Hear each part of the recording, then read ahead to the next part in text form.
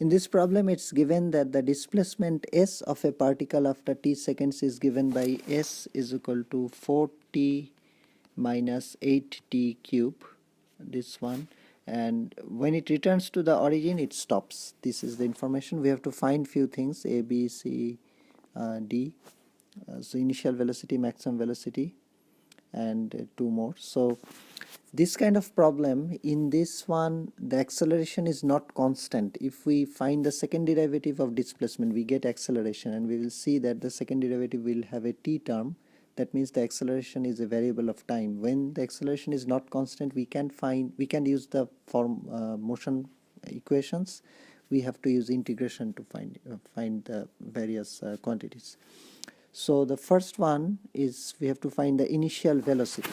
So s is given, v is ds over dt. So we differentiate the displacement, we get 4 minus 16t.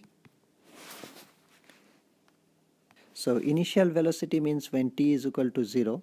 So when t is equal to 0, this is v becomes 4. So 4 meter per second is the initial velocity. Then we have to find the maximum velocity. So when the velocity is maximum, dv over dt will become 0. dv over dt. So the second derivative of this one is that's 40 cube, sorry, so this was wrong, sorry, this is 40 cube, 80 cube, so this would be 24t square. Yeah, this one will be 24t square. So the second derivative will be 4, so minus 48t, because the first derivative is 4 minus 24t square, second derivative is minus 48t. So if we find, in order to know whether this is at second derivative for at maxima or minima, the second derivative will be 0, and to know whether it's maxima or minima, we can find the not the first derivative, basically the first, v is the quantity, so the first derivative will be 0 at maxima or minima, and the second derivative, we can look at the sign of the second derivative to find whether it's a maxima or minima. So it's minus 48, it's a negative, so that's a maxima. So we know that this is maxima. So the first derivative will be 0 at maxima, so t is equal to 0. That means when t is equal to 0 initially, that's the maximum velocity. So we plug in that value here again, and we get the maximum velocity, v is equal to 4, because this term becomes 0 again. Then we need to find the time it takes to return to the origin. So when it returns to the origin, this is the displacement, 4t minus 8t cube.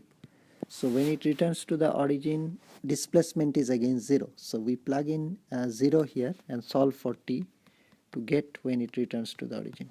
So this will be 4t, t minus 2t square is equal to 0. So t is equal to either 0 or t is equal to 0.5 square root, which is 0.71. So 0, initially this is at origin, and after 7.1 seconds this is again at origin. So that makes sense. There are two solutions of t.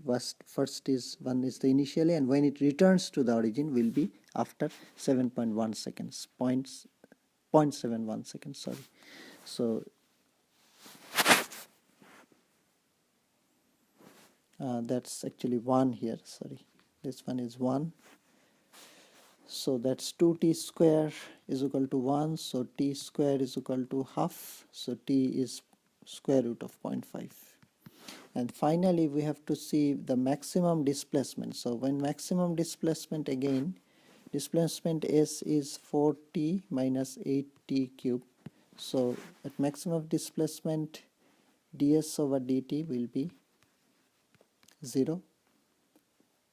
So ds over dt is t 4 minus 24t square, which will be 0. So we need to solve for that. So that will be 24t square is equal to 4. So t is equal to 4 over 24 square root, which is 0.408 seconds. So after the displacement is maximum, the maximum displacement we need to find.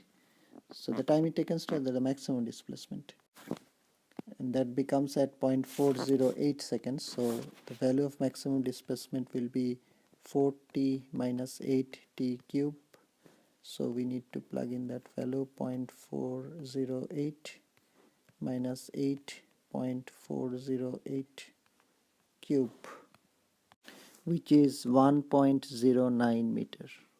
So that's the maximum displacement. That's maximum displacement. So this is how we solve when the acceleration is not constant, and when an expression is given we need to integrate or differentiate to find various quantities.